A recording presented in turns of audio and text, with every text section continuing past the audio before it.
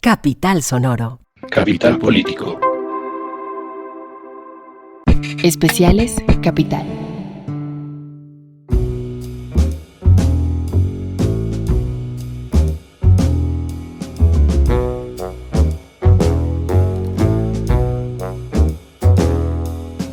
Capital Político es un podcast que semana tras semana, 2 veces a la semana, se encarga de analizar las noticias más importantes de Colombia, Bogotá y el mundo. Yo soy Santiago Rivas y este es un episodio especial que hemos dedicado a lo que nos parece un tema fundamental que está metido por debajo de una pelea muy estridente en torno a un episodio específico, y fue la entrada de un grupo de manifestantes del pueblo Misak en las instalaciones de Revista Semana, que a nosotros nos parece que más allá de hablar de eso, que ya lo hablamos en el podcast de muchas maneras distintas, debería servirnos para poner sobre la mesa un tema de conversación que a mucha gente le sigue pareciendo sumamente incómodo en este país, y es el racismo y sus muchas manifestaciones, pero específicamente o con más énfasis en este caso en el racismo que pasa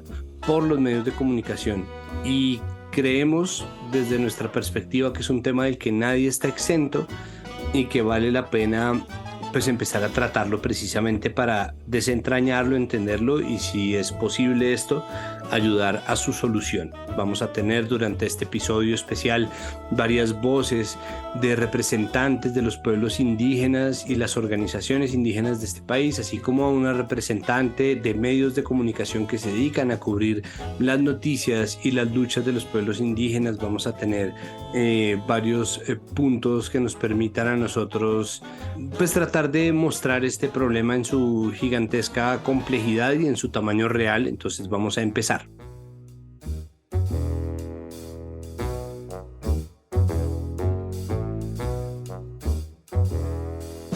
Empezamos este especial dedicado al racismo en los medios y esta dura relación con los pueblos indígenas, de una narrativa que tiende a revictimizar y a ser violenta, que genera unos abismos muy grandes y que a la hora de tramitar luchas y transformaciones sociales lo hace verdaderamente muy difícil, con una representante del pueblo Misak. Se trata de Adriana María Velasco Muelas, autoridad Misak del Cabildo de Bogotá, estudiante de antropología de la Universidad del Rosario. Adriana, bienvenida a Capital Político, a este especial. Muchísimas gracias por aceptar nuestra invitación. Muy buenas tardes con todos los oyentes, esperando que se encuentren bien, y pues muchas gracias a Canal Capital por la invitación. Hábleme, por favor, sobre la manera en que se habla en los medios de comunicación de los pueblos indígenas, de las organizaciones indígenas, de las luchas indígenas. ¿Qué ha caracterizado la forma en que los medios narran a los pueblos indígenas? En lo que hemos podido analizar a lo largo de la historia, siempre se nos ha tratado un poco de latifundistas, se nos ha tratado incluso, no se nos ha asociado a pueblos tribales, ¿no? Más o menos desde los años 80, cuando incluso se iniciaron con las recuperaciones de tierra, uno podía ver en los periódicos que siempre pues, se hablaba de las comunidades como personas que pues estaban evidentemente en las periferias, pero que sobre todo no eran letradas, ¿no? En ese sentido, pues también hacía ver que el pensamiento un poco, pues, se daba a conocer un imaginario en el país de que las comunidades indígenas no tenían una capacidad intelectual y tampoco una agencia, ¿no? Entonces, yo recuerdo mucho, o hemos venido un poco investigando que, por ejemplo, se nos llamaba salvajes hasta antes del 91. Después del 91, pues quizás ese imaginario ya cambie un poco a nuestro contexto, que es el Cauca, ¿no? Y es un poco esa relación con la guerrilla, con el conflicto armado también, y eso también yo creo que ha hecho que se invisibilicen un poco nuestros procesos, y también incluso se nos quita esa agencia social y política que también tenemos en las formas en que actuamos y también realizamos nuestras resistencias. Entonces, yo creo que también es un poco como los medios de comunicación han configurado la imagen del indígena, ¿no? es indígena pobre, también es indígena desplazado y también es indígena que de pronto no tiene esa capacidad intelectual. Pero de hecho sí hay y también creo que nuestras bases también están fundamentadas en unos conocimientos propios, en unas formas de vida propias que también, de hecho, en el 91 pues se pone como eh, al servicio también de esa construcción de nación, en donde decimos, bueno, ya proponemos que no seamos una nación mestiza, sino que seamos una nación pluriétnica y multicultural y precisamente de eso parte un poco las formas en que nos comunicamos, en que nos relacionamos, en que manifestamos también nuestras inconformidades y de ahí también un poco los lenguajes que pues hemos venido poniendo a la opinión pública y que ustedes también hacen como el ejercicio de también retratarnos, ¿no? De narrarnos también, pero aún sí se sigue narrando al indígena en esa periferia, en otra época histórica que de pronto no es el momento. Me gustaría hablar de cómo más o cómo detectan ustedes, cómo perciben, cómo sienten, cómo repercuten ustedes este racismo que evidentemente genera esta brecha a la hora de entender pues la existencia misma de los pueblos indígenas. Y eso, yo creería que eso pues no repercute directamente en la identidad, ¿no? Si ya de por sí, por vivir en el espacio en el que vivimos, digamos que en el Cauca, algunos otros habitan en el Huila, que en Bogotá, se han sentido avergonzados precisamente por cómo nos tildan los medios, pues también yo creo que eso ha hecho que se debiliten también nuestros procesos, se debiliten también incluso nuestras formas de pensamiento y incluso ha llegado momentos en que personalmente incluso yo no he querido, en algún momento pensé en que me cuestioné el ser indígena, por ejemplo, porque miraba que siempre se nos retrataba como de guerrilleros o por uno llegaba a la ciudad hace mucho tiempo y si tú decías que eras del Cauca, pues decían, verdad que allá hay conflicto armado, verdad que allá todos los días pelean. Entonces creo que uno se sentía, pues eso también va afectando incluso psicológicamente, ¿no? Y más, digamos que ahorita a nuestros jóvenes, pues también como esa idea de pensar que pues no, que queremos igualarnos también como a la sociedad mayoritaria y nos olvidamos que también tenemos una historia, también tenemos unos conocimientos, también tenemos unas luchas que si bien no han sido fáciles, pues también nos ha hecho a estar a la altura también de la sociedad mayoritaria. Entonces yo creo que eso sí repercute bastante en nuestra identidad y la identidad es fundamental también para sostener la pervivencia de nuestros conocimientos, ¿no? Y esa identidad también no es corporal, sino también incluso es espiritual y también tiene que ver en las formas en que nos relacionamos con el territorio. Entonces es algo como que afecta prácticamente toda la integralidad de nuestro ser, Misaj, en nuestro caso.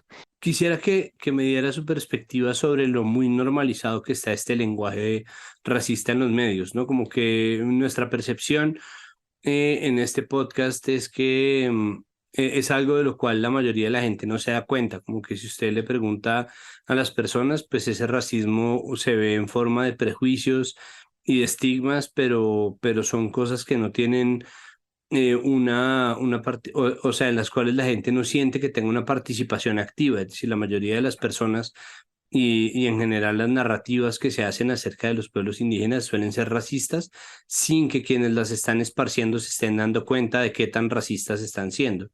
O al menos eso nos parece a nosotros. ¿Por qué cree que esto es algo tan normalizado o cómo se entiende desde su perspectiva ese fenómeno? Diría que es como un racismo implícito, ¿no? También que incluso, pues, digamos que, como usted menciona, ¿no? Uno va normalizando, ha normalizado históricamente tantos lenguajes, tantas formas de dirigirse hacia las comunidades, incluso cuando se dirigen a uno mismo. Y creo que eso queda tan marcado en el cuerpo y también como en nuestras acciones, que de pronto, pues, ya uno no las detecta, ¿no? O no las identifica o pues las normaliza también, como usted menciona. Ya digamos que creo que nos ha hecho cuestionarnos últimamente ese racismo en el momento en que, por ejemplo, se tumbaron las estatuas, ¿no? Como la gente por los medios de comunicación, por las redes sociales, también empezaron a cuestionar estos hechos y pues dijeron, no, estos indígenas siempre han sido, no trabajan, esos indígenas, bueno, y otras cosas mucho más despectivas también. Entonces, creo que a partir de eso, digamos que, por ejemplo, nosotros pudimos como pensar que aún en el país o algunas personas nos estaban imaginando de esa forma. ¿Usted siente que esto ha tenido un repunte o una modificación con los últimos años, con los cambios políticos de los últimos años, como pues, el estallido social de 2019, 2021, la instalación del primer gobierno de izquierda? ¿Cree que esto ha recrudecido el racismo de algunos sectores o cree que ha cambiado la forma en que se narra, se ha empeorado, ha mejorado de alguna manera? Yo creería que de pronto ha empeorado un poco. Sí, porque, pues bueno, ¿no? Y no de todos los medios, ¿no? En los medios más, pues conocidos, digámoslo así, como fue Semana, pues siempre se está como hablando mal de los procesos de las comunidades, ¿no? Ahorita se está investigando más incluso a las comunidades y se las está doblemente estigmatizando, de hecho.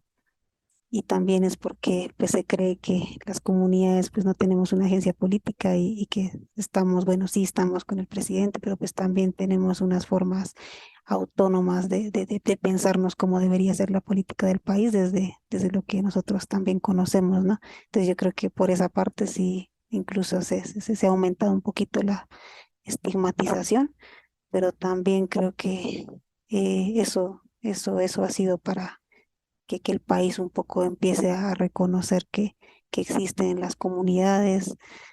Creo que era casi imposible que las comunidades pudieran tener un lugar como tan visible como en este momento si no hubiera llegado este presidente, pero pues también nos ha implicado muchos retos, ¿no?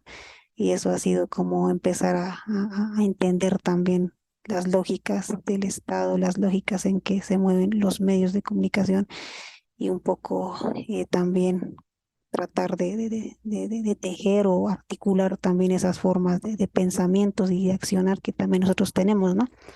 Pero creo que en este tiempo también tenemos muchísima más seguridad de las cosas que estamos haciendo, de la capacidad que tenemos también para aportar. Y estas narrativas, pues, si bien nos afectan también, creo que estamos haciendo un poco el llamado a que esto se armonice, ¿no? Quizás lo que pasó en la toma de la revista Semana, pues se vio como algo muy violento, pero bueno, no violento porque es una forma incluso en que las personas en territorio o los distintos pueblos hacen sus procesos rituales, ¿no? También como de armonizar, como de llamar la atención, como de decir, mire, esto no es así, por este lado se puede orientar la palabra, porque la palabra es muy importante para nosotros.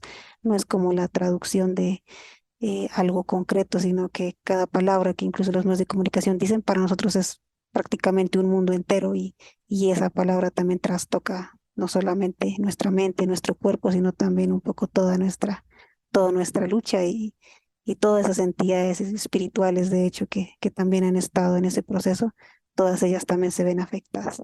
Entonces, por lo menos lo que los medios de comunicación hacen es muy importante porque hacen un proceso de armonización. Ustedes sanan prácticamente, tienen la capacidad de, si ustedes lo quieren, de sanar o desarmonizar también los procesos y la vida de muchísimas personas. Entonces, por eso creería que estamos en este momento histórico también, aquí dialogando con ustedes, reconociéndonos también. ¿Cómo entiende usted esa brecha que existe? Es decir, la idea de una toma pacífica y un proceso que usted me dice de armonización versus la reacción que obtuvieron por parte como del Estamento General de Medios, de la población blanco-mestiza bogotana en general, como esa contradicción o esa diferencia, ¿cómo la ve o desde dónde la contempla? Pues yo veo esa diferencia desde precisamente eso que no se ha venido haciendo conocido, ¿no? O de esa homogenización que también ha habido en el país de las comunidades indígenas, ¿no? se habla de comunidades y son 115 pueblos indígenas, comunidades con distintas formas de pensar, de actuar, ¿no? Esas 115, esos 115 pueblos indígenas, bueno, de esos solamente hay algunos que de pronto pues están más cercanos también a todas estas lógicas del Estado y de los medios, ¿no? Entonces yo creo que es ese desconocimiento también de pensar que estas comunidades y que nosotros tenemos una cosmovisión muy distinta y que pensamos las palabras de forma muy distinta. Por ejemplo, su merced menciona, bueno, toma pacífica, la toma violenta, y nosotros lo vemos como una armonización. Entonces ahí estamos, por ejemplo, compartiendo unos significados que posiblemente pues son opuestos, se confunden, pero pues que precisamente viene de esas lógicas de mundo que ustedes y nosotros tenemos.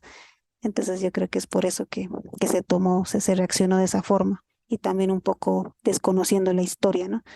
Desconociendo todo el proceso que han venido haciendo las comunidades indígenas. Por ejemplo, yo le mencioné al inicio, desde hace muchísimo tiempo se ha venido estigmatizando, discriminando a las comunidades, ¿sí? Desde los procesos que han venido haciendo en el Cauca con las recuperaciones de tierra y demás, ¿no? Y también a veces ese desconocimiento de las mismas organizaciones hace que se deslegitime estos que son hechos con toda la legitimidad y también tienen unas bases jurídicas propias, unas bases históricas propias y de memoria propias que pretenden restablecer esos diálogos, restablecer esos equilibrios, pero también generar también, es la conversa, ¿no? Si no hay conversa, pues también el fogón está apagado.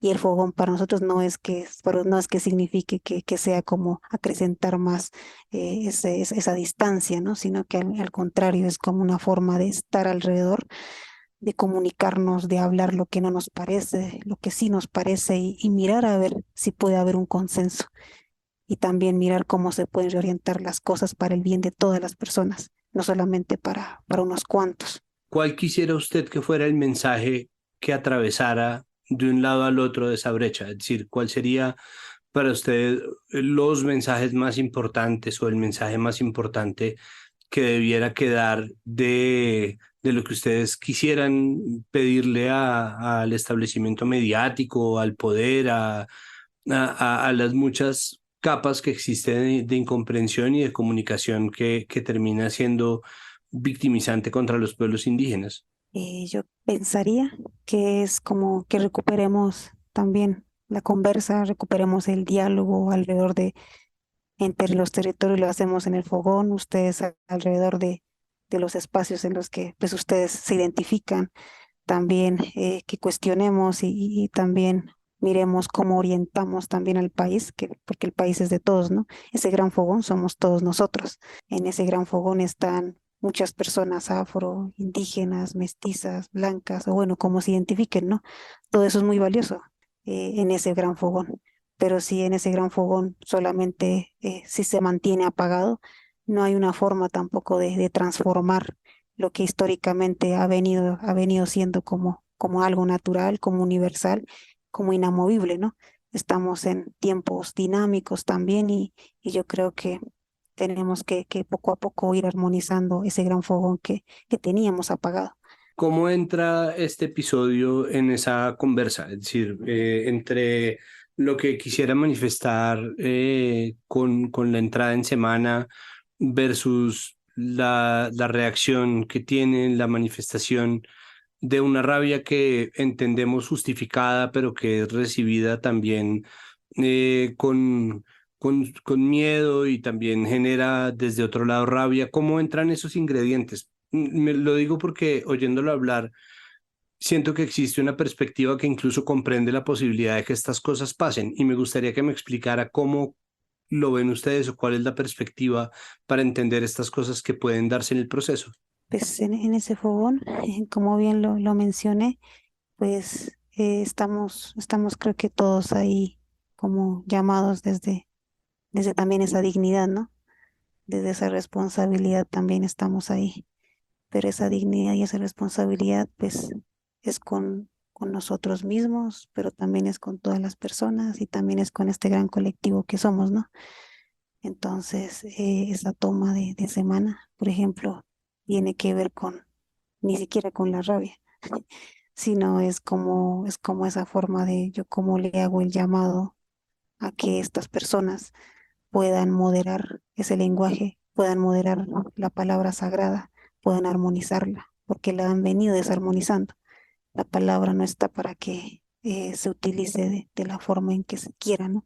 Sino que la palabra es tan sagrada que incluso ellos mismos deberían reconocer que la están desarmonizando y que se están desarmonizando también y que están trastocando no solamente un colectivo de personas, sino que están prácticamente incidiendo en todo un mundo, ¿no? En toda la integralidad.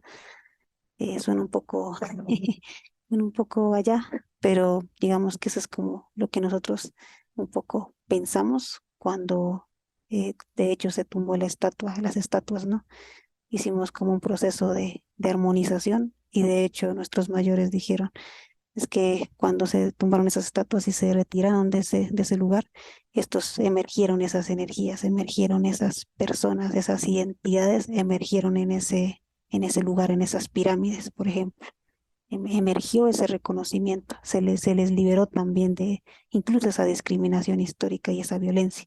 Lo mismo en semana es como una forma también de acogerlos, de decir, tenemos que prender el fogón de la palabra, de la conversa, pero precisamente para armonizar, porque posiblemente eh, estaba muy desarmonizado, de hecho muy oscuro. No hay una conversa entre ellos y por eso es que también se están sacando palabras, se está sacando información que no tiene que ver con la realidad de las comunidades y se les sigue estigmatizando.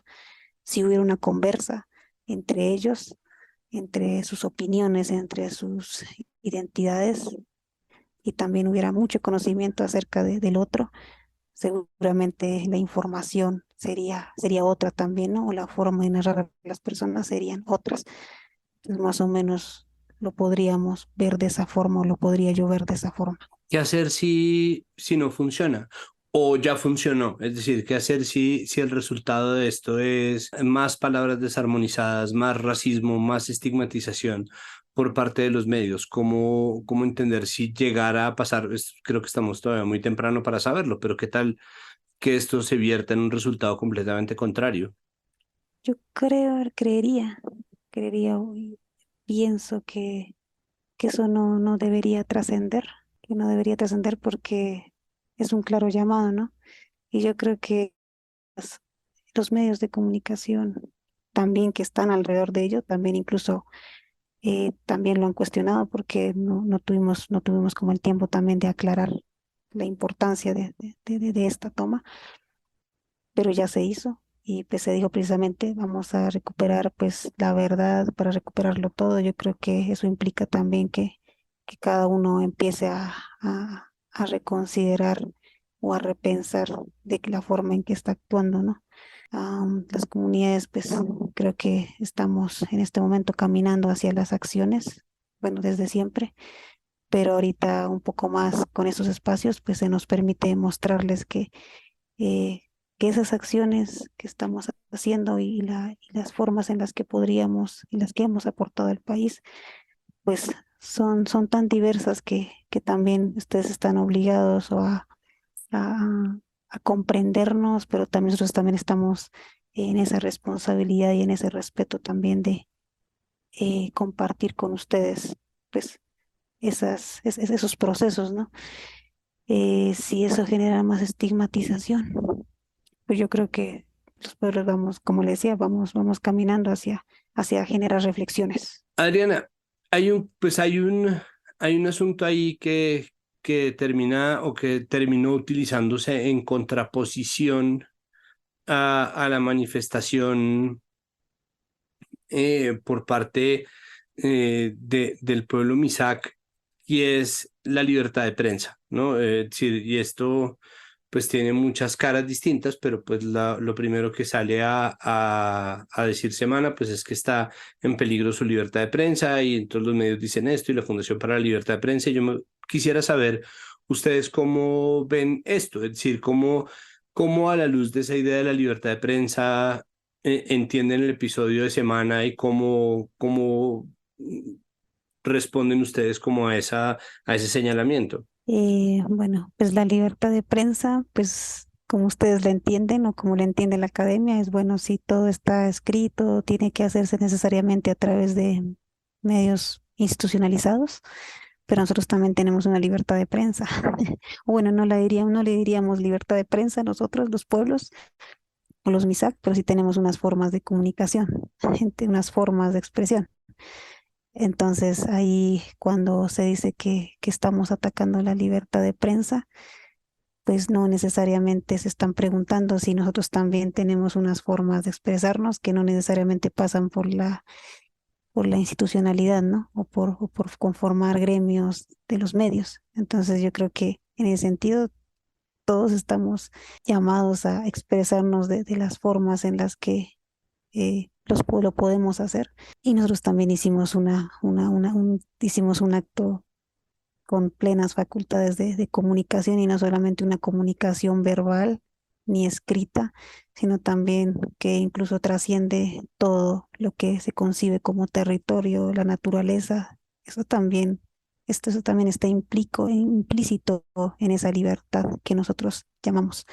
Pero pues digamos que la libertad, nuestra libertad casi que no se escucha, o esa libertad, que la expresión casi no se escucha, porque como ya bien lo mencionamos, ¿no? Históricamente hay una marcha, hay una movilización, entonces los medios siempre están como diciendo otras cosas, y cuando hacen eso también en términos espirituales y demás, prácticamente nos están, no sé si decir oprimir, nos están oprimiendo, nos están cerrando ese camino que estoy diciendo que se debe abrir. Entonces, siempre nos cierran y no nos permiten ni siquiera ser libres, ¿sí ven? Entonces, ahorita es esa toma simbólica también, también tiene que ver con ese rechazo y también como esa forma de decir, ve, escúcheme, nosotros también nos expresamos de esta forma. ¿Con qué reflexión le gustaría cerrar? Es decir, ¿cuál sería nosotros, para utilizar la expresión bogotana de ahí le dejo ese trompo bailando en la uña, cuál sería la reflexión que a usted le gustaría dejarnos ahí? No sé si al pie del fogón, pero sí como dejárnosla ahí como una manera de cerrar esta conversación entre usted y yo. Pues sí, yo creo que hay que dejarla, hay que abrir camino, ¿no? Y eso es lo que usted y yo hemos hecho y lo que han venido haciendo mis autoridades en los últimos tiempos. Hemos dejado la palabra en el fogón y también, pues que están invitados todos, estamos invitados a seguir reflexionando, a seguir también aprendiendo del otro, también entendiendo también que estas personas, todos tenemos una historia, pero pues que también tenemos una memoria y esa memoria precisamente pretende que lo ocurrido no se olvide, pero también que eso sea como una forma de sanar y restablecer esos lazos del tejido social que los medios y algunos gobiernos eh, han venido distanciando, ¿no? Ha habido una ruptura. Entonces, yo dejaría eso así, como abrir camino. Creo que todos estamos abriendo camino y estamos invitados y llamados a ese gran fogón para interactuar, para hablar y para conocer los distintos lenguajes, las distintas formas de expresión y los pensamientos y poder llegar a expresarnos, ¿no? Y a lograr aportar a la construcción del Estado. Eso también es construcción del Estado y en eso estamos. Perfecto. Listo. Pues muchísimas gracias, Adriana, por aceptar nuestra invitación y pues bueno, esperamos que sirva el camino abierto para que exista más y más gente que esté dispuesta a recorrerlo. Muchas gracias. A ustedes que estén muy bien y gracias por la invitación. Mañana bien, bien. Bye, señor.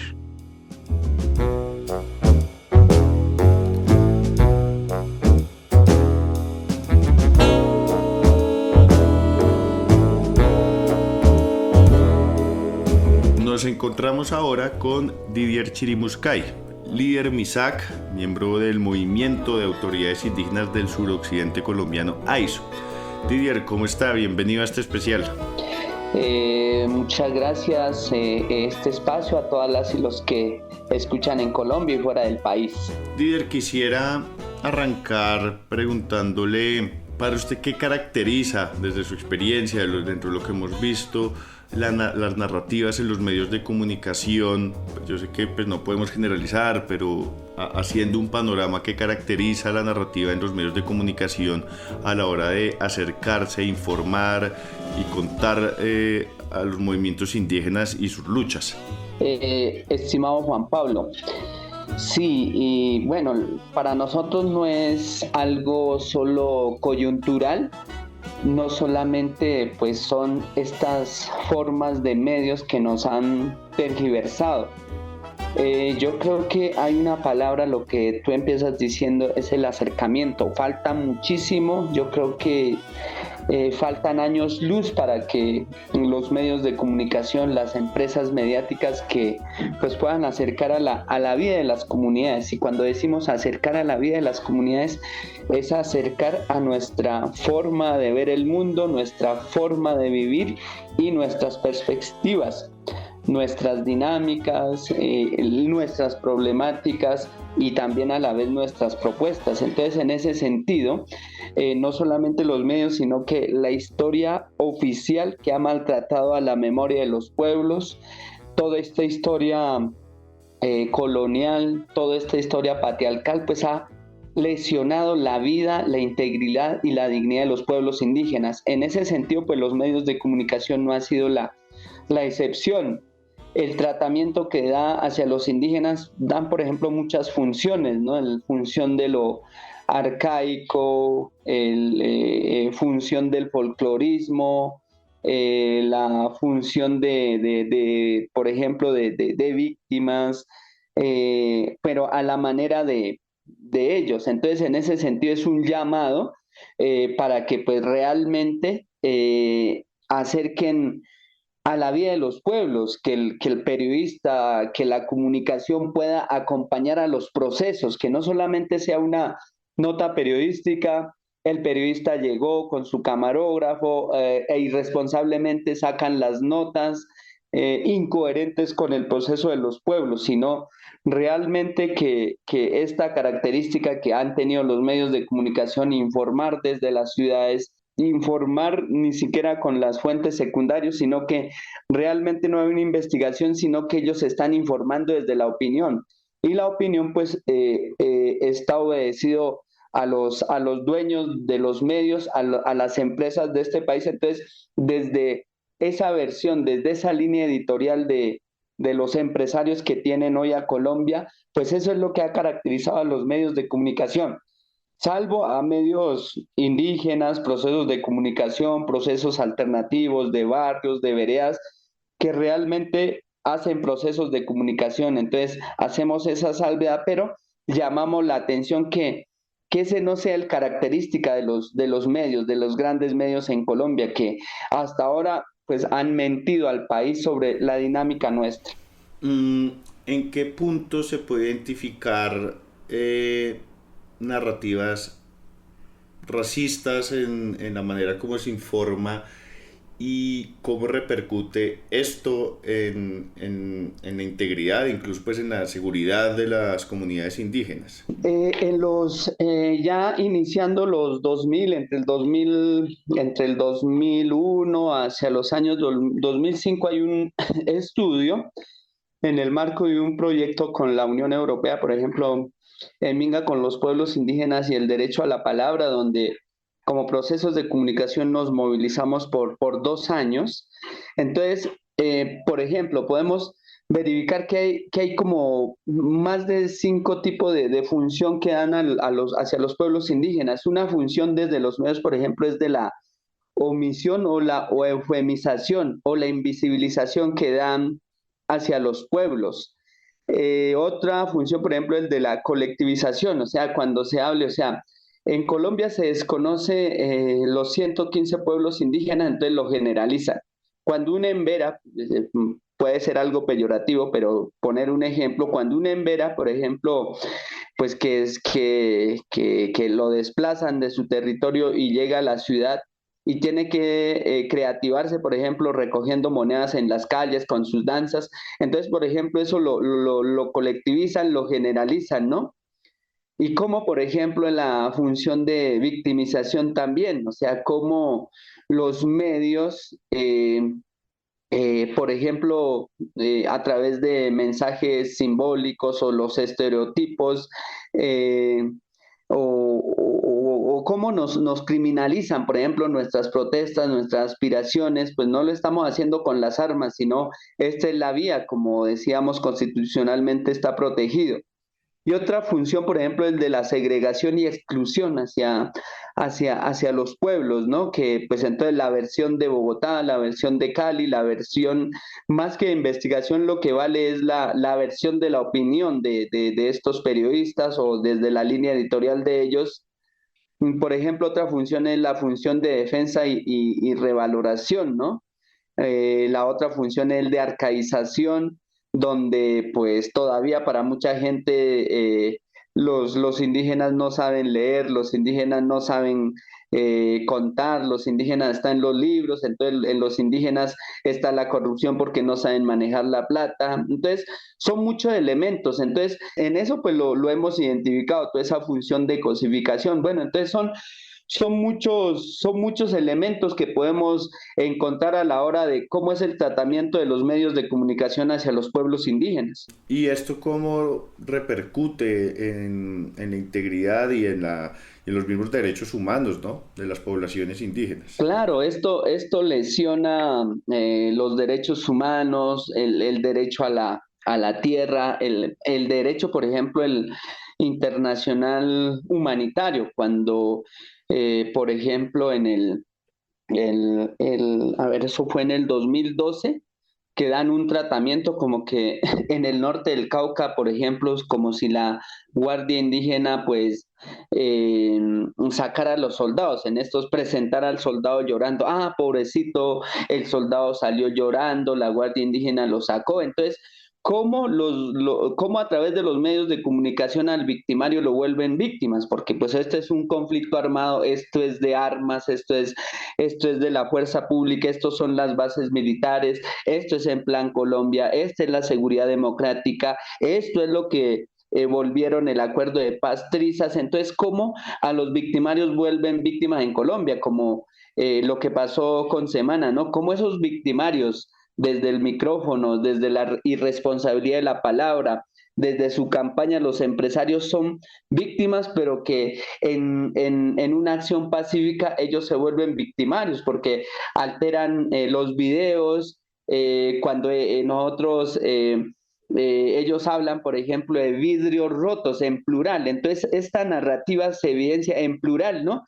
Cuando lo que hay es una fractura del vidrio y no hay vidrios quebrados en el piso, hay una fractura así que, que provocamos entre las partes, tanto el guarda que iba a cerrar con la fuerza y cuando pues un pubenense nuestro, una guardia, pues colocó el pie ahí, entonces ahí pues, se generó esa fractura, pero ellos en su narrativa hablan de vidrios quebrados, entonces ponen rápido el video para jugar con la emoción de la gente, entonces en eso pues ellos se justifican, ¿no? Primero en llegar con la palabra, con la imagen y lo vuelven sensible y lo utiliza muy bien en el marco de la publicidad desde los medios. Lo que aquí hacen es vender y vender esa idea, vender esas imágenes, pues en nada contribuye al pueblo colombiano.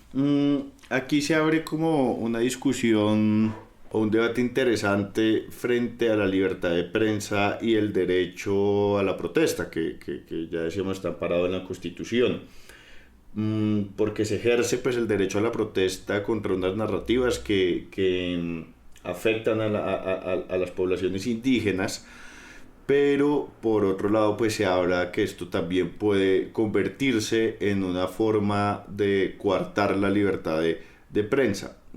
¿Cuál es su visión frente como a esta discusión que se armó una vez sucedió pues la intervención en la revista Semana? Uno puede encontrar, o sea, no solamente, uno puede encontrar personalidades como el maestro Javier Darío Restrepo, que hicieron un buen periodismo, que hubo pluralismo en dar tratamiento hacia las noticias. Uno puede encontrar con la responsabilidad con que asumía, por ejemplo, Juan Gozaín. Entonces uno puede, o sea, no es tampoco tildar a todo el mundo, sino que hay esas buenas excepciones, digámoslo así. Es bien si la libertad de prensa pues es un derecho amparado por la Constitución del 91, es muy importante, pero también cuando hable desde la legalidad se habla de una información veraz, ¿no? Y lo que significa la veracidad, citar a las fuentes, que el periodista pueda caminar y que pues no dé un tratamiento a favor de un sector. Y en este caso lo que hacen los medios, los grandes medios, llamados los grandes medios, lo que hacen es todo el tiempo fijar el punto de vista de los empresarios o los dueños de esa línea editorial, de las preguntas que ellos cada vez pues bombardean todas las mañanas, ¿no? Dígase aquí, en este caso, por ejemplo, Luis Carlos Vélez, Néstor Morales, dígase Vicky Dávila, dígase, bueno, muchos periodistas que podíamos encontrar y que, por ejemplo, frente a muchos casos graves, pues no se tiene una investigación profunda porque ellos están conectados o son familiares o han tenido contratos con esta oligarquía, por decirlo. Sí, sabemos muy bien que la libertad de prensa es un derecho que está amparado por las leyes colombianas, por la constituyente, pero que a la vez pues ellos tienen que ser responsables con la veracidad, con la ética periodística, con la ética como profesionales que ellos son y que no se puedan vender al mejor postor. Pero también la protesta, la manifestación también está amparada. Y lo que hacemos los pueblos indígenas, cuando hay injusticias, pues hacemos nuestros reclamos. No lo estamos haciendo con armas como lo hacen los grupos extremistas, ¿no? Y en este caso, pues que han hecho mucho daño en Colombia. Nosotros lo hacemos de manera pacífica y más desde el movimiento de autoridades indígenas del suroccidente. No debemos a ningún gobierno y no debemos tampoco a ningún grupo armado. En eso sí hacemos esa claridad eh, específica y bueno, el llamado es a que pues para que se puedan expresar, o sea, nosotros no estamos diciendo no a la libertad de prensa, que es uno de los derechos fundamentales, pero en sí que se pueda valorar, que se pueda analizar, que se pueda informar y de generar espacios, ¿no? Entre los contrarios, pues la paz no se hace entre amigos, sino entre enemigos, y en esto no es un enemigo que esté en el otro bando, sino la información con que eso lesiona a los pueblos indígenas, lo que se emite desde Bogotá, desde los grandes medios, lastima la dignidad de los pueblos y desconoce los territorios y la lucha que tenemos. Y por último, Didier, ustedes hablaban en la rueda de prensa que hicieron recientemente sobre la necesidad de generar escenarios que den paso a diálogos para retroalimentarnos en la manera como narramos un país además tan diverso como Colombia, que además sugiere inmediatamente una serie de retos, ¿no? ¿Cómo tender esos puentes, cómo tender esos escenarios y hacer que exista este diálogo para ir eliminando estos elementos racistas en la manera como comunicamos? Pues sí, es un gran reto, no solamente para los pueblos indígenas o para el movimiento AISO, pues tocamos esta parte del poder que manipula mucho desde Bogotá, tocamos esa parte del poder que es a la vez un gran poder. Entonces, en ese sentido, también llamamos a los dueños, a los directores de estos medios a crear un escenario, así como por ejemplo lo propuso también el presidente. Entonces, estos escenarios que sean de los movimientos sociales, desde los pueblos indígenas, un escenario que nos pueda acercar como mirar las visiones. Esta es la visión de la sociedad civil en Colombia y también escuchar a ellos la visión sobre el proyecto que tienen, ¿no? El proyecto grande que ellos tienen y que ellos lo defienden y que ellos lo han venido pues manipulando a favor de ellos. Entonces muy importante hacernos también escuchar que ellos no pueden seguir haciendo lo que les da la gana con la información que le entregan al país. Entonces, estos puentes, estos espacios de diálogos, pues serán muy importantes y estamos llamando públicamente desde distintos escenarios para que pues podamos sentar y asumir pues nuestras responsabilidades, ¿no? Asumir la responsabilidad histórica, la responsabilidad con la generación actual y la responsabilidad con las siguientes generaciones. Entonces, es muy importante y también que, por ejemplo, la FLIP no solamente se parcialice hacia los medios de comunicación, sino que realmente sean una ente que garantiza o propenda pues la verdad, la veracidad, porque tanto lo necesita Colombia. Está Reporteros Sin Fronteras, está FECOLPER, entonces que ellos pues pudieran ser, por ejemplo, intermediarios, ¿no? En estos temas, porque desde los pueblos no planteamos desde lo mediático, pero sí vamos a seguir caminando los procesos de la vida en defensa de la tierra, en defensa de la armonía y equilibrio entre la tierra y los seres humanos. Didier, pues muchísimas gracias por acompañarnos y darnos el tiempo y elementos pues para este análisis que esperamos se siga poniendo sobre la mesa, pues con el fin de llegar a un periodismo responsable con las realidades del país. Así es, ser responsables con la realidad del país y no generar pues más heridas para las siguientes generaciones. Por eso, para los pueblos indígenas, en todos los campos tenemos que hacer desde la prevención, de generar armonía. Entonces, en ese sentido, pues gracias Juan Pablo y a todas las y los que escuchan este espacio.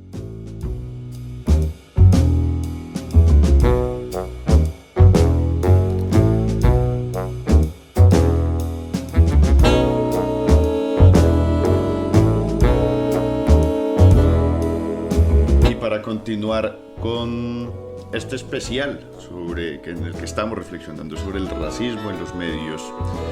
Estamos ahora con Milena Mazabel, abogada, mujer indígena, defensora de los derechos humanos de los pueblos étnicos. Milena, bienvenida a este especial, ¿cómo está? Hola, buenos días, gracias por la invitación. Pues bien, aquí dispuesta como a conversar un poco sobre la temática del racismo y en los medios de comunicación frente a los pueblos étnicos. Milena, quisiera que arrancáramos como... Yo sé que pues esto es una historia muy larga que contar, pero que intentáramos hacer como un contexto general de qué ha caracterizado las narrativas en los medios de comunicación alrededor de los movimientos indígenas y de sus luchas. Digamos, hablar de la narrativa de los medios de comunicación no podría hacer un rastreo desde, bueno, un poco yo podría ir de lo que he revisado sobre la prensa en Manuel Quintín Lame entre la década de 1912 y 1928. Y uno puede encontrar, digamos, esta narrativa justo relacionada con la ideología que se instauró en la colonia, con el colonialismo, el racismo y la discriminación, ¿no? Hay un antecedente histórico muy importante, pero digamos este antecedente histórico no es tan histórico, ¿no? Sigue permeando las dinámicas y el relacionamiento con pueblos y comunidades indígenas. Entonces, entre algunos elementos que uno identifica ahí que está relacionado con el tema del racismo es uno, el tema de la estigmatización, ¿no? Frente a los pueblos y a sus luchas y sus resistencias. Otro tema que uno encuentra mucho ahí es una sensación de odio, ¿no? De odio frente a como masificar ese odio frente a los pueblos étnicos por sus luchas y sus reivindicaciones. Uno encuentra mucho en Manuel Quintín Lame. Claro, no todos los medios de comunicación, debo decir, porque la prensa en Colombia pues, tiene unos intereses distintos, quizás unos más económicos, otros más sociales, quizás algunos, no sé, pero digamos que pueden ser imparciales, pero uno puede encontrar desde la prensa en lo que revisé sobre Manuel Quintín Lame justo esto, ¿no? Una prensa que visibilizaba las luchas sociales en ese momento que llevaba a cabo Lame en el Cauca, en Tolima, y otra prensa que estaba muy aliada frente a los partidos políticos, y entonces era estigmatizante y muy discriminatoria frente a los pueblos indígenas, porque había esta concepción que los pueblos pues no teníamos derecho a hablar, que los pueblos pues éramos sujetos, no éramos sujetos de derechos, sino salvajes a los que la sociedad tenía la potestad de maltratar, subordinar, eh, matar incluso, ¿no? Entonces uno puede encontrar historias como en la Orinoquía, donde los pueblos eran cazados, eran tratados como animales de caza. Entonces, toda esta idea de los pueblos indígenas frente a que somos, que nos consideraron desde la colonia como salvajes, ignorantes, eh, no considerados como seres humanos, entonces esa idea sigue siendo muy vigente hoy y uno lo ve muy reflejado en las narrativas de muchos medios de comunicación. Entonces hay unos elementos, digamos que luego uno pasa a la Constitución del 91, hay un reconocimiento de los pueblos y la diversidad étnica en Colombia y uno entendería en principio que las dinámicas sociales tenderían a cambiarse. Sin embargo, uno puede reconocer que sí han habido algunos cambios, pero todavía sigue persistiendo eh, estas situaciones de desconocimiento, de estigmatización, de rechazo, eh, de ver al indio, como nos decían en la colonia, ver al indio como alguien que se está igualando a alguien que no debería ser. Entonces, ahí hay un maltrato, ¿no? Digamos, un maltrato a la dignidad humana. Entonces uno encuentra muchas narrativas en eso. Y cómo uno ve esa estigmatización también y cómo lo he visto yo en algunos puntos como ejemplos específicos, ¿no? Yo recuerdo en el 2015 hubo eh, unos reportajes en Caracol, Séptimo Día, que fueron reportajes muy agresivos frente a las dinámicas de los pueblos indígenas, ¿no? Hubo incluso desinformación en aras de desprestigiar al movimiento indígena en Colombia, que recuerdo que incluso nosotros hicimos como, yo hago parte de la organización indígena del Cauca del CRIC y de la UNIC, y en ese momento nosotros hicimos una demanda justo porque la información que se daba no correspondía a la realidad y dañaba y afectaba profundamente la dignidad de los pueblos indígenas. Y esa situación la vemos hoy en día, ¿no? Hace poco creo que con Semana también frente a la situación de pueblos indígenas, no se dice la verdad, se, se señala, por ejemplo, que somos parte del conflicto armado y no parte de una sociedad, ¿no? Entonces, esos tipos de señalamientos que se pueden ver uno en el tema de los medios de comunicación, pues terminan afectando mucho la seguridad de los territorios. En temas de derechos como la consulta previa, han dicho que los pueblos indígenas y los pueblos étnicos somos la rueda en el desarrollo del país, entonces nosotros somos el problema. Y el problema, y un contexto como para dejarlo ahí nomás, el problema del indio se consolidó en el momento de la consolidación de los estados nacionales. Y en ese momento que se consolidó, se generó qué iban a hacer con los indios. Y hoy en día creo que subsiste toda esa idea, qué hacer con los indios, porque parece ser que todavía no hacemos parte de esta sociedad. Bien dice pues usted pues que igual hay un abanico de medios y de la manera como se acercan y como se acercan a estas narrativas, pero ¿qué significa el mantener estas narrativas que tienden al racismo para las comunidades indígenas? ¿Cuáles son los riesgos que se corren para las poblaciones indígenas ahora, pues cuando se mantienen este estilo de relatos y se mantiene una información que no está pegada a la realidad? Digamos, los riesgos en temas de seguridad son amplios, ¿no? Uno, porque digamos, los pueblos étnicos están presentes mayoritariamente en los territorios donde la guerra se ha desarrollado de manera muy fuerte y sigue estando, digamos, el conflicto, porque seguimos en un conflicto armado interno que no logramos sanar.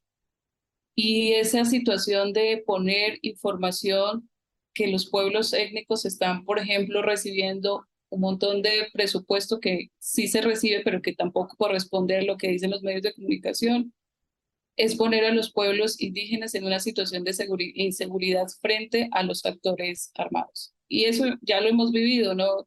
Hemos tenido, por ejemplo, resguardos y autoridades que han sido sobornadas por los actores armados para que los presupuestos que entrega la nación, pues se los entreguen a ellos. Entonces, digamos que ahí hay una situación de inseguridad muy fuerte. La otra es que rompe el tejido social de las comunidades. Entonces, los pueblos somos un sujeto étnico colectivo en la que se toman decisiones, se trabaja con la comunidad y demás, y generar este tipo de desinformación rompe con el tejido social y comunitario que tienen las comunidades. No desconozco y no pretendo justificar que no hayan problemas también en las comunidades, porque los pueblos indígenas, al igual que cualquier sociedad, tienen inconvenientes, no son perfectas, porque a veces también se pretende presentar que los pueblos son perfectos y no, somos seres humanos.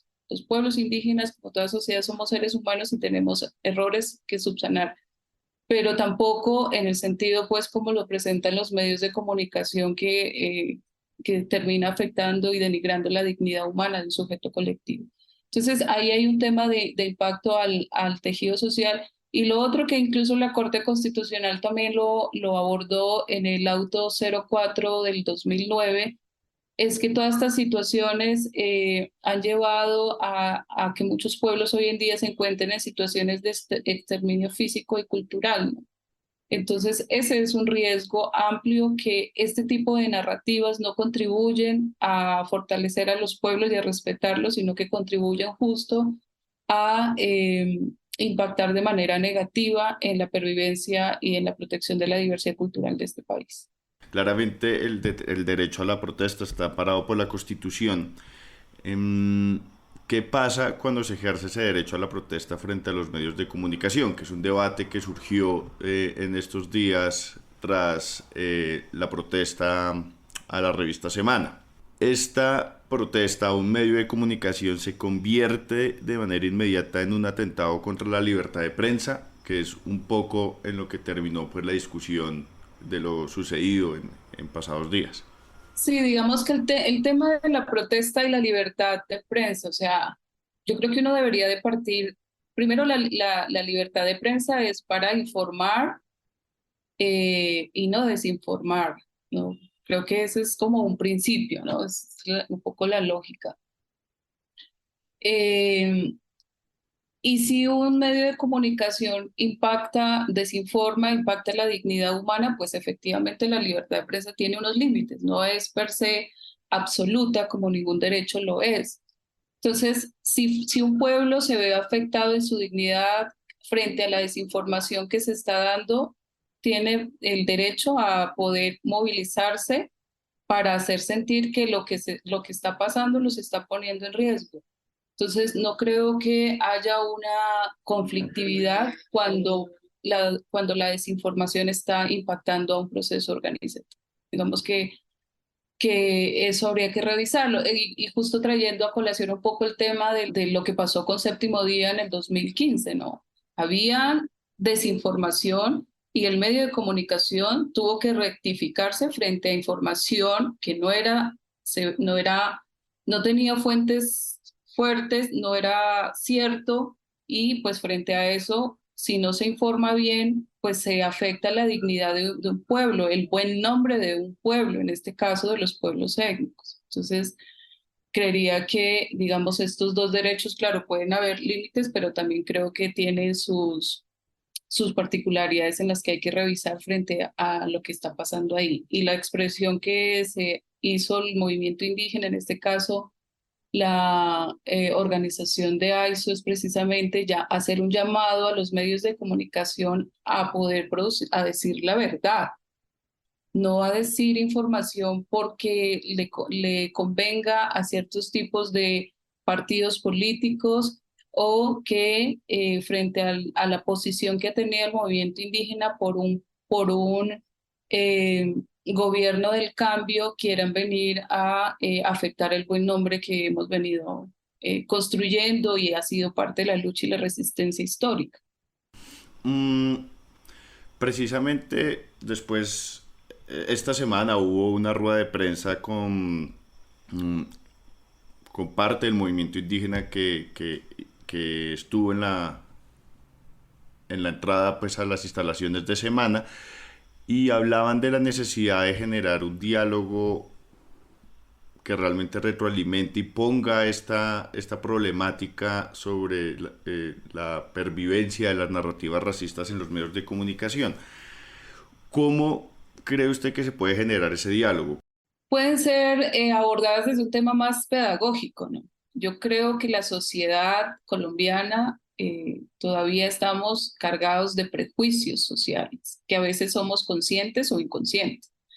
Y esos prejuicios sociales pues requieren hacer primero un trabajo pedagógico de qué estamos hablando. Incluso a veces yo he escuchado muchas experiencias en otros como, o sea, a mí no me digas que yo soy racista, yo no soy racista. Y uno ve en ciertas prácticas que no son conscientes, son prácticas racistas. Entonces creo que parte de la sensibilización social y de los medios de comunicación frente a estos temas de los pueblos y el racismo y los prejuicios históricos que se construyeron y hacerlos conscientes de lo que hoy en día siguen estando ahí. Y eso parte precisamente de diálogos. O sea, yo sola no puedo no puedo identificar sola que yo estoy ejerciendo cierto tipo de prejuicios sociales que impactan a el otro. Entonces los diálogos te llevan justo a eso, a reconocer al otro y podernos identificar en qué quizá podemos estar fallando. Y cuando hablo de prejuicios sociales, incluso no solo hablo de la sociedad no étnica, hablo de toda la sociedad, incluida la sociedad étnica, porque también en nuestras dinámicas político-organizativas hay prejuicios sociales que necesitan todavía trabajarse y sensibilizarse. Entonces yo creo que puede ser una oportunidad.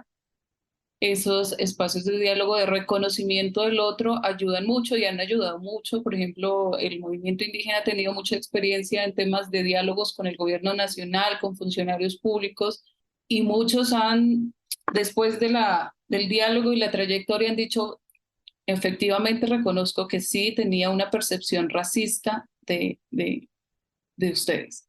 Y comienzan a reconocer y a ser conscientes de eso, y eso comienza a hacer transformaciones sociales importantes. Entonces, en términos pedagógicos y de sensibilización, me parece que son importantes. Perfecto, pues Vilena, muchísimas gracias por acompañarnos en este especial, y pues espero que sigamos conversando y reflexionando sobre estos temas para pues seguir construyendo una prensa cada vez más responsable realmente con las realidades y la diversidad en la que vivimos en este país. Vale, muchas gracias por la invitación y bueno, seguimos reflexionando.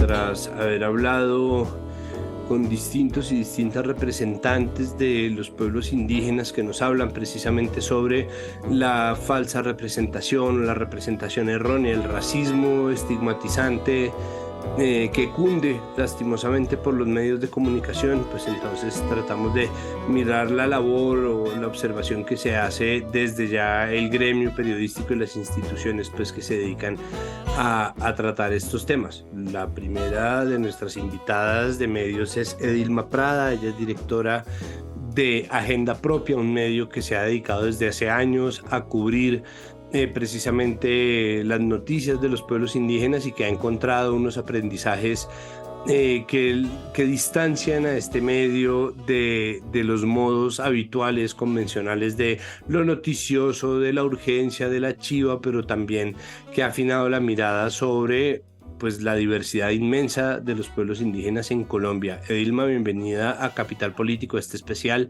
Muchísimas gracias por aceptar esta invitación. Gracias, Santiago, por esta invitación. También estoy muy emocionada de poder compartir la palabra. Edilma, hábleme un poco sobre la experiencia en Agenda Propia.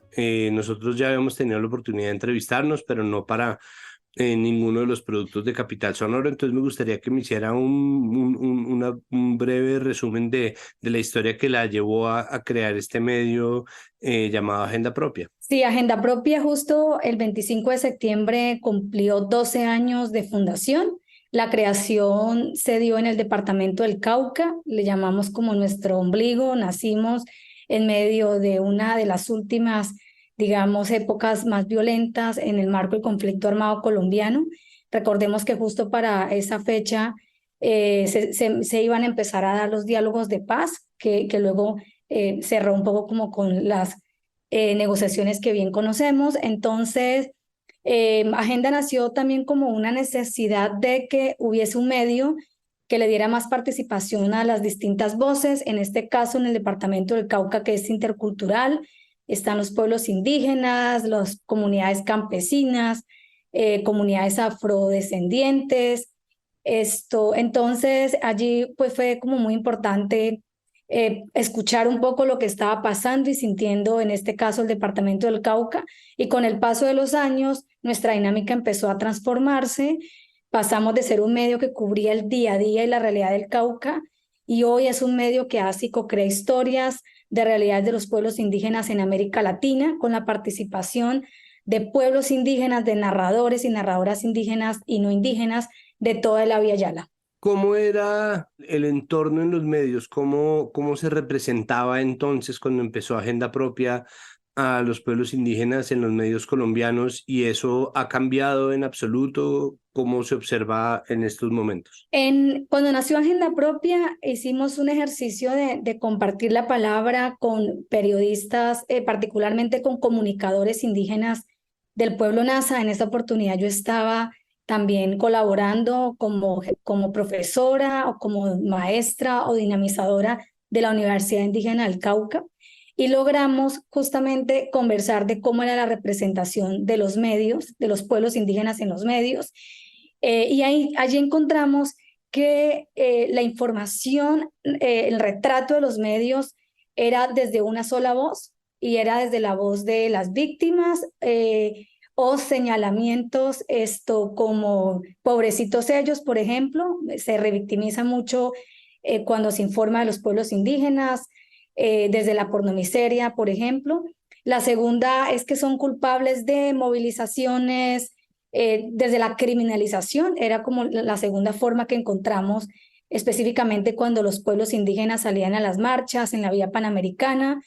Entonces se hablaba un poco como que ellos son culpables, también una relación fuerte y señalamientos de los pueblos indígenas, se señalaban como también que eran guerrilleros, entonces había como también un maltrato en la palabra, y cuando se hablaba de los pueblos indígenas no se entrevistaban, o sea, quienes hablaban de los pueblos indígenas era el gobernante de turno, el gobernador de turno, el policía de turno, pero no se entrevistaban a los pueblos indígenas. Y muchas de las historias que analizamos también justamente en estos inicios para poder mejorar un poco el cubrimiento de los pueblos indígenas, también era justamente eso, que no había como, faltaba contexto, por qué los pueblos indígenas se movilizan, por qué los pueblos indígenas exigen su derecho del territorio, porque tienen digamos, una justicia propia. Entonces en las historias faltaba contexto de esas luchas, contexto histórico, contexto cosmogónico, y faltaba también más explicación. Recordemos que en América Latina hay 800 pueblos indígenas y son 800 formas distintas de narrar. En Colombia, reconocidos en los censos del DANE, hay 115 pueblos indígenas, son 115 formas distintas de narrar, son 115 cosmovisiones distintas, formas de autonomía distintas, de gobierno propio distintas, y por ello también entendimos que no se podía meter a todos los pueblos de la narrativa en una sola mochila, sino que al contrario teníamos que hacer la tarea de describirlos, dar mayor contexto a esto. Entonces, luego de esta representación, este análisis de representación, entendimos que se estaba haciendo, digamos, un muy mal periodismo. El retrato era un retrato erróneo de los pueblos indígenas, y allí fue como cuando Agenda Propia decide un poco cambiar el método, pero esta representación era igual de peligrosa, o igual de estigmatizante, igual de dolorosa, igual de mal narrada, tanto en Colombia como en América Latina. Incluso haciendo luego análisis en toda la región, También entendimos que de la misma manera se tratan a los pueblos indígenas, por ejemplo, casos como Guatemala, que los pueblos indígenas tienen una gran mayoría, en algunos sectores también en Ecuador, lo mismo pasa en Bolivia. O sea, la representación de los pueblos indígenas es igual de dolorosa y de mal narrada desde la lectura que hicimos esto en toda la región. ¿Ha cambiado, ha mejorado en absoluto? Ahorita viendo titulares acerca de la movilización, tweets de periodistas, líderes de opinión, ¿esto ha cambiado, ha empeorado, siguió igual? ¿Cómo ha sido o ha habido algún progreso? Yo creo que se han presentado algunos progresos porque hace 12 años cuando nació Agenda Propia era el único medio en Colombia y yo me atrevería a decir que en América Latina que empezó a considerar incluir y reconocer que hay narradores indígenas y que hay periodistas indígenas y que somos colegas y que hay narrativas propias y podemos juntarnos para hacer historias, ¿sí? Ha cambiado porque ya vemos más medios que están haciendo historias de pueblos indígenas mejor tratadas, mejor representadas. Se han hecho especiales desde Agenda Propia con la participación de medios aliados en toda la región, incluyendo el caso de Colombia. Siento que hay un paso incluso de otras expresiones de mujeres, de poblaciones, de comunidades negras o afrodescendientes, que anteriormente tampoco tenían espacio en los medios y justamente se ha dado porque están estos nuevos canales de medios digitales, de redes sociales, entonces es como que hay un reconocimiento de derechos, ¿sí? Como que hay una diversidad pero los medios tradicionales siguen narrando de la misma manera a los pueblos indígenas, o sea, como que ha habido un avance muy pequeño, pero seguimos encontrando muchas historias del odio, muchos discursos del odio y se ha avivado discursos del odio que se hacen cada vez más fuertes en redes sociales, en épocas de campaña electoral, por ejemplo, o cuando los pueblos indígenas salen y hacen sus marchas, o en situaciones, digamos, también hemos visto como en la historia reciente, en los últimos 3, 4, 5 años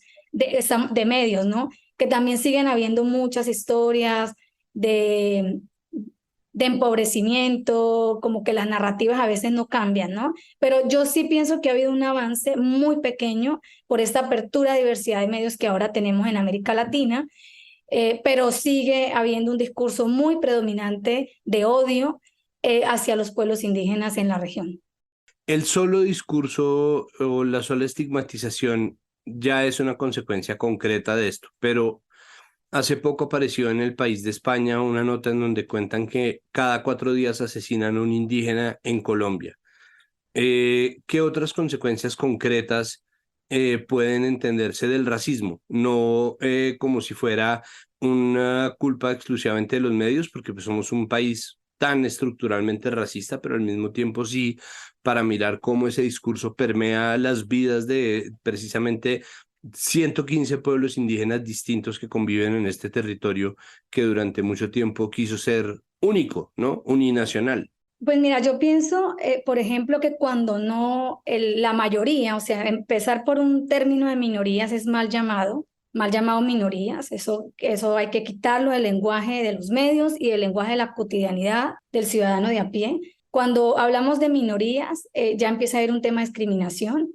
Creo que ahí hay un tema muy importante que falta reconocer y falta informar más y que se convierte en voz a voz, que efectivamente somos un país intercultural. O sea, ese es un primer como llamado y yo diría que de urgencia incluso porque también estos pueblos indígenas están en riesgo de exterminio físico-cultural y cada vez más por todas las presiones mediáticas, tecnológicas, conflictos en los territorios, y también como las dinámicas de que los pueblos están ahora más en contexto de ciudad. O sea, no hay un reconocimiento natural de los pueblos indígenas.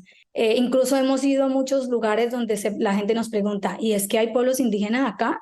Y alrededor hay muchas comunidades indígenas, ¿sí? Entonces creo que esa es una que genera como racismo incluso en los medios. En los medios falta que también reconozcamos que hay colegas indígenas que pueden hacer historias con una narrativa distinta tal vez a la que a nosotros nos enseñaron en la Universidad Santiago, pero hay unas narrativas y unas formas de escritura, de informar, de comunicar, y los medios tampoco validan un poco el solo hecho de que hay comunicadores indígenas. Yo lo otro que pienso, digamos, es que justamente no se reconoce tampoco los saberes de los pueblos indígenas, y no solo saberes de oficios varios, que es donde normalmente se menciona, sino que no se reconocen que hay en este momento indígenas que han estudiado en la universidad, que son doctores, pero tampoco se reconocen los saberes propios de las parteras, de los sabios, las sabias, y cuando se reconoce, pero como si fuera de una manera folclórica, ¿sí? Como las tomas del yagé. Entonces, sí, me voy a sanar, voy hasta las selvas, al Putumayo, tomo yagé, pero no se informa de manera abierta, sino que es como un secretismo. Me hago entender, y yo creo que en eso también los medios han contribuido. O sea, es como, por ejemplo, en Agenda Propia, nosotras abiertamente, cada vez que iniciamos un proceso de producción, hay un ritual de armonización y estamos diciéndolo abiertamente, porque nos tiene que dar pena decir que hay una medicina tradicional, que hay una medicina indígena, que incluso yo, Santiago, soy hija de padre de una familia campesina, y a mí me enseñaban a sanarme, a bañarme con plantas medicinales en las montañas del Huila, donde yo soy. Entonces, ¿por qué me tiene que dar pena? Me hago entender. Y eso hace parte de no reconocer, sino que más bien folclorizar. eh, y también quienes, los colegas o digamos los profesionales indígenas que han ido, tampoco se reconoce. O sea, incluso es como, ella estudió en la universidad y si es buena o no es bueno. O sea, ya hay un calificativo de manera inmediata si el indígena es bueno o no es bueno. Entonces me parece que también hay que superar eso, reconocernos en este país multicultural, y no se hace ni siquiera en la cotidianidad. ¿Cómo hacer con los medios? Es decir, ¿cuáles han sido sus principales aprendizajes en Agenda Propia que nos puedan servir un poco para darle algo de herramientas a mucha gente que en los medios todavía no? Porque hay mucha gente que deliberadamente hace este tipo de cosas. Yo no sé si esos mensajes puedan, o sea, yo no sé si eso pueda necesariamente cambiarse en el alma de las personas, ¿no? Pero al mismo tiempo creo que hay mucha gente que simplemente no se da cuenta de hasta qué punto está repitiendo sesgos históricos, y esto pues obviamente es mi teoría, pero pues digo, eso hay que frenarlo, hay que atajarlo de alguna manera. ¿Qué aprendizajes de los que usted ha tenido en Agenda Propia nos pueden dar herramientas para entender mejor el papel que pueden tomar los periodistas para ser activamente antirracistas en sus cubrimientos de historias que tengan que ver con los pueblos indígenas y también con cualquier población racializada?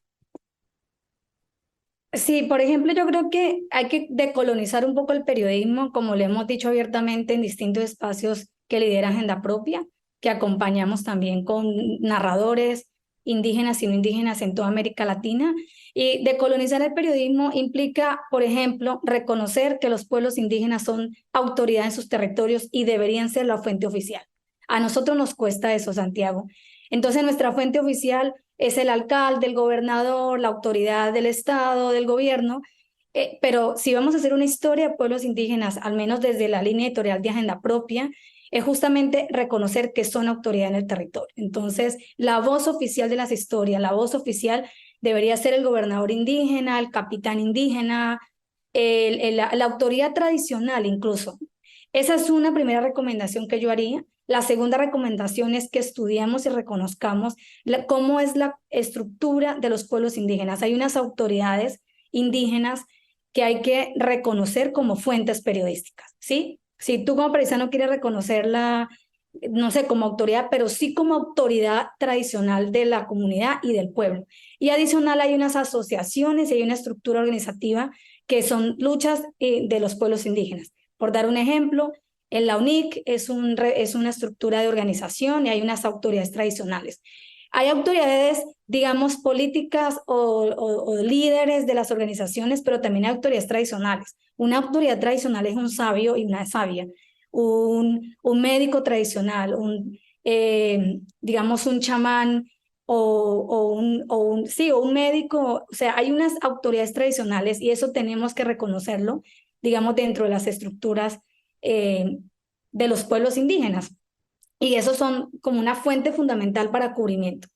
Yo la otra recomendación que daría es dar contexto, o sea, las historias de los pueblos indígenas deben pasar de narrarse como noticia del día, hacerse más reportajes de investigación y de profundidad, porque vamos a tener más espacio para poder explicar por qué están haciendo una solicitud o una marcha sobre derechos de la tierra. Entonces, también hay que estudiar sobre los derechos que los pueblos indígenas tienen. Siempre me gusta recordar en todas las entrevistas y espacios, hay un derecho al territorio que está amparado en el convenio 169 de la OIT, que es muy distinto a tener tierra. Y el derecho al territorio implica el derecho a las cosmovisiones, o sea, eso va más allá del espacio físico de la tierra. Y este derecho está amparado, incluso el caso colombiano, por haber aceptado justamente todas hacer parte de las Naciones Unidas, tiene que cumplir ese derecho al territorio. Entonces, el derecho al territorio no son las 3, 4 hectáreas que tiene un resguardo, por dar un ejemplo básico, sino que alrededor de esas hay una cosmovisión, hay unos saberes, hay un río que tiene un sentir, hay unas lenguas, unos idiomas, y los periodistas no sabemos eso. Entonces yo también estoy de acuerdo contigo que falta que los periodistas estudiemos más a la hora de hacer una historia de pueblos indígenas para dar mayor contexto y mayores elementos, ¿sí? Incluso hay palabras, hay lenguajes propios que también son mal interpretados en los medios de comunicación y hay una justicia propia. Entonces, en Colombia hay una jurisdicción de los pueblos indígenas, ¿sí? Y ahí está la jurisdicción, digamos, no indígena, de derecho, que los medios de comunicación no validan o no escriben o no informan sobre, digamos, estas maneras de castigos propios que tienen los pueblos indígenas. Entonces creo que, y eso está en la Constitución Política de 1991, y hay muchos documentos, decretos, leyes que amparan, digamos, esto que estoy diciendo, como para que también los periodistas consideremos. Entonces hay unas normas propias, hay unas normas también nacionales, pero también hay unas normas internacionales que avalan un poco o que mejor hacen parte de estas luchas de los pueblos indígenas. Una cosa particular, el lenguaje, importante. También se confunden los pueblos, entonces los pueblos han venido haciendo como reivindicación de su lenguaje, no se les puede decir menores de edad, o sea, estos lenguajes ya pasaron a la historia. La manera correcta de mencionar a los pueblos indígenas es pueblos indígenas, ni siquiera etnias. No es, el pueblo nasa no es una etnia, o sea, el pueblo nasa es un pueblo, es el pueblo nasa, ¿sí? También incluso en varios textos e historias periodísticas hemos encontrado que le llaman, por ejemplo, a ver, ahora se me escapa, tribu, por ejemplo. Ya no, los pueblos indígenas en América Latina ya pasaron el discurso de llamarse en tribus. Algunas tribus que hay todavía son de África. Entonces yo creo que también debe haber una actualización del lenguaje, que esto va muy de la mano con la actualización de los derechos que han ganado los pueblos indígenas en muchas de sus luchas.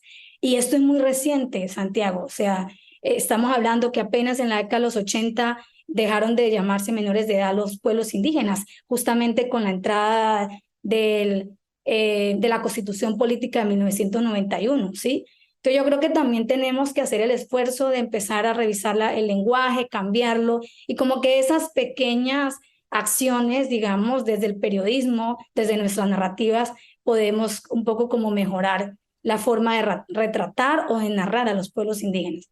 Pues absolutamente de acuerdo. Esa es también un poco la iniciativa que subyace debajo de este tipo de producciones y de este especial, que cuando se ahonda el ruido y el grito, alguien insista en hablar y conversar. Pues Edilma, le agradezco como siempre el trabajo muy bueno que hacen desde Agenda Propia, le agradezco que haya aceptado nuestra invitación y bueno, esperamos que esta conversación también sea de provecho y que sirva como un punto de reflexión para que en los medios podamos reducir esos umbrales de racismo tan dañinos y tan dolorosos para la convivencia de este país. Muchas gracias.